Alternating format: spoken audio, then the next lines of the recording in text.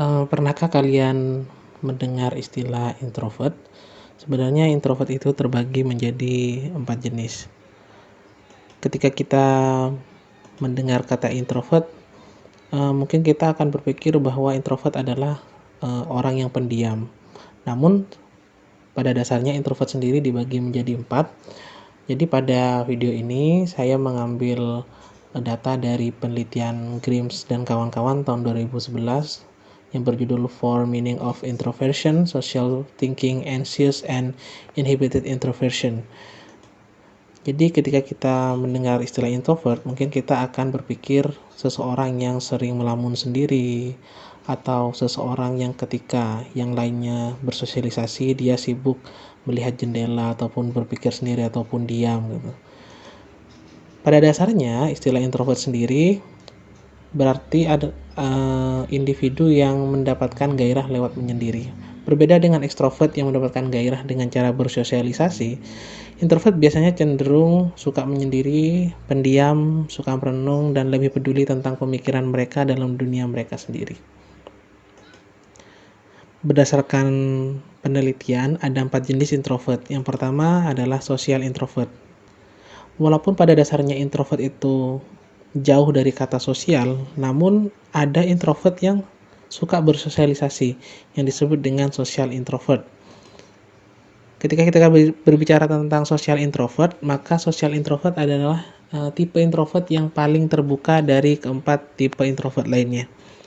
Mereka tidak malu untuk bersosialisasi, akan tetapi jika mereka terlalu lama bersosialisasi, aktivitas itu akan cenderung menguras energi mereka, dan mereka akan merecharge energi mereka kembali dengan cara menyendiri.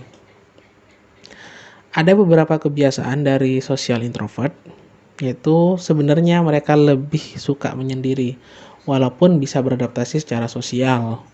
Umumnya mereka memiliki circle pertemanan sendiri yang mereka andalkan, yang mengerti dengan diri mereka.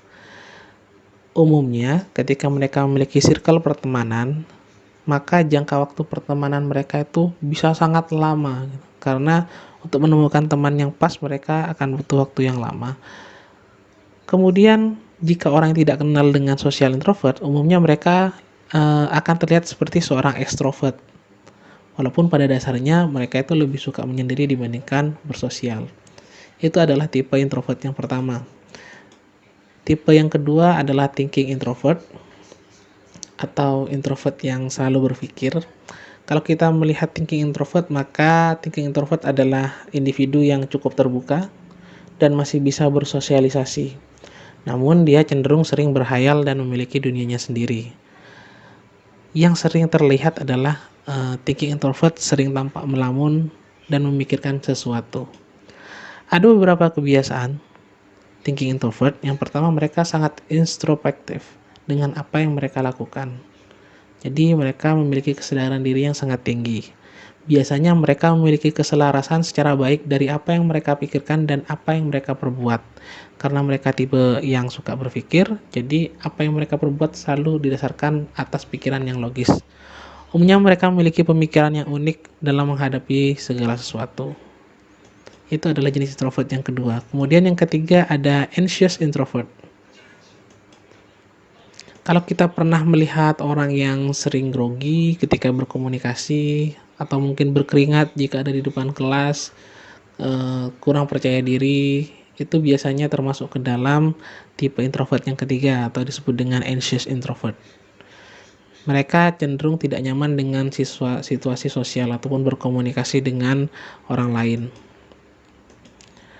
Kebiasaan mereka cenderung pendiam dan memilih tidak berkomunikasi, sekalipun itu dengan teman akrabnya.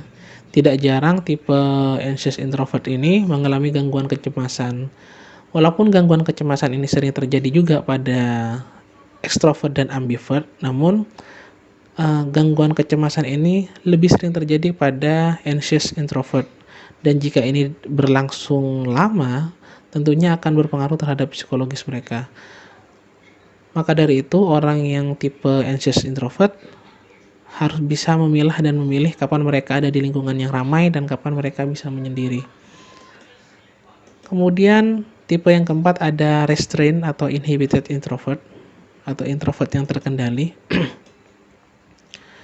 Restrained introvert biasanya suka dengan perubahan, namun mereka lebih cenderung terencana apabila merubah sesuatu di luar rutinitas mereka. Misalkan biasanya introvert itu kan suka menyendiri gitu, di dalam kamar mereka baca buku. Nah, restrained introvert ini sebenarnya bisa aja diajak keluar gitu. Namun sebelum mereka keluar rumah, mereka akan merencanakan hal itu jauh-jauh hari gitu.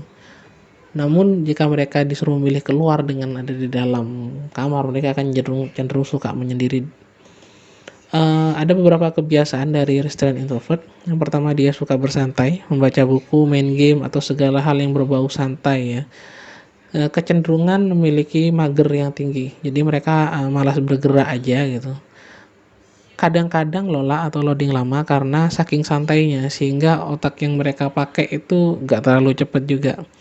Umumnya mereka lebih bijaksana dalam menyikapi segala sesuatu, dan yang paling penting, restrained introvert suka melakukan rutinitas yang membosankan bagi orang-orang kebanyakan. Namun bagi mereka, walaupun itu membosankan, mereka suka melakukan rutinitas itu sehari-hari. Oke, jadi termasuk tipe manakah kalian dari 4 tipe introvert tadi?